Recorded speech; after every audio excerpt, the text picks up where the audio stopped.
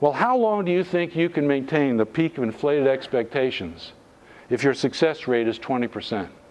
The inevitable is going to happen, which it did. And in the late 1990s, BPR was being written off as, nobody can do it, nobody has any success at it, we no longer do it, don't even mention the word BPR or the acronym BPR around here. So some consultants who were dedicated to it changed its name and they called it things like transformation and other such names. So if you have some consultants knocking on your door talking about transformation, they're just BPR folks that have changed their name. Looking for a job. They're looking for a job. The question is, what are we going to call knowledge management if we're not successful? Wisdom management? I'm not sure. But the funny thing that has happened, it's not funny, the serious thing that has happened is BPR has continued to be out there under a different guise, under a different name, and people have begun to learn how to do it. And today, and I don't know that I can draw it on this one, but today BPR is someplace up here. If this is the median of major strategic initiatives, BPR is someplace above it in terms of popularity. Why is it someplace above it in terms of popularity? Because this success rate has been tracking up over all of these years, and I suggest it was not that it got popular by itself. It got popular because this success rate was up above the median.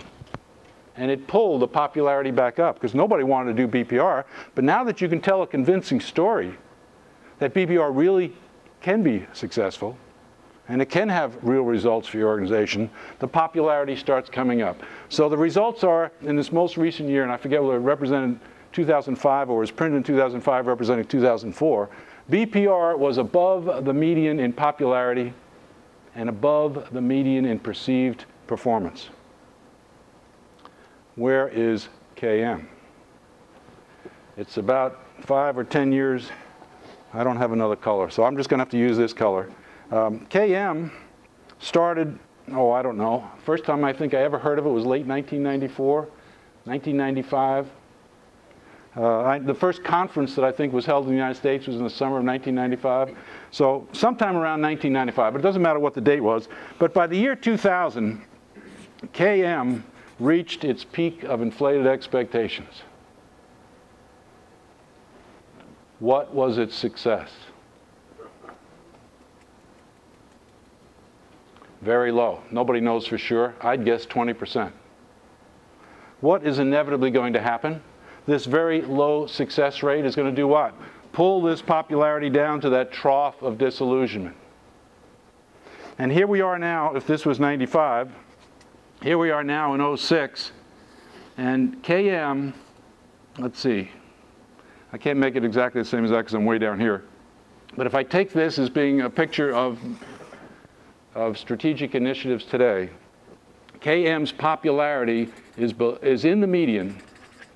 Its popularity is in the median, but its success is more than one standard deviation below the median.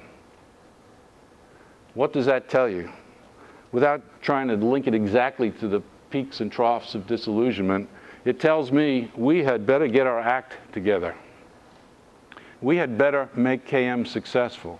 We had better build a methodology and put it in the heads of our practitioners so they can be successful. Yes?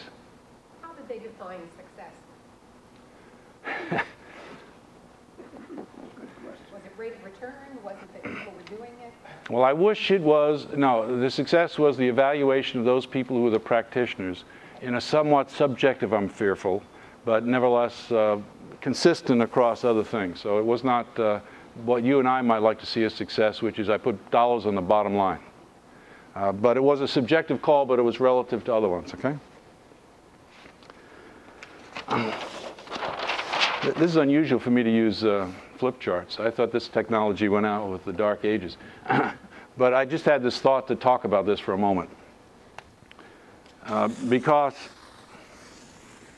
when we do KM, that's the curve we're experiencing. And we're down here right now. That's the industry is there. That doesn't mean you're there. You could be wherever you're making your organization be in terms of its success or failure. So when we talk about increasing the success of KM, the thing we'd like to do is mitigate the damages of this hype curve. And the way you mitigate the damages of that peak is to manage the expectations of people. We all have heard that phrase. The difference between hearing it and doing it is like, what is that expression? There's many a slip between the cup and the lip. So it doesn't make it easy just because you know what you have to do. But if you don't know what you have to do, you're certainly going to fail. If you know what you have to do, at least you have something to head for, and you can find out what it takes to manage expectations. So all that's going to do is hopefully flatten the peak of that those inflated expectations. But what about this other part? What about this trough? How many people do KM today who really think about change management? I don't hear too many stories of people focusing on change management. And that was the big mistake in the early days of BPR. It's well documented. And change management is a discipline that's been around for 20 or 30 years. I don't know when it started, but I was familiar with it in the 80s. I don't know how much further back it went than the 80s, but some of you might claim you knew about it in the 70s. It's been around for a long time. It's a well-established discipline. Some of the best authors that teach at Harvard and write in the Harvard Business Review have written fantastic articles about change management. But I don't see them in the curriculum for KMers. We know what change management is all about. So let me give you one or two examples. And this is kind of by way of a long introduction to personal KM. Change management is all about changing the culture. Taking the people in regards to KM and getting them from this information age culture over to whatever this knowledge age culture is all about. And the way to do that is to not to say to an organization, we're going to install a portal, and about 2.5 or 3 years from now, you'll begin to see some results. It's very well documented in the well-written journals that if you're not beginning to show some results in 3 to 6 months, and I mean tangible, not some of the subjective, well, it seems like it's a good thing to do. It better be tangible results. And if you can show some tangible results, you will mitigate the damage of this natural trough that's going to come when you're working on your big KM initiatives, as opposed to literally hundreds of small initiatives that are going to make all the difference.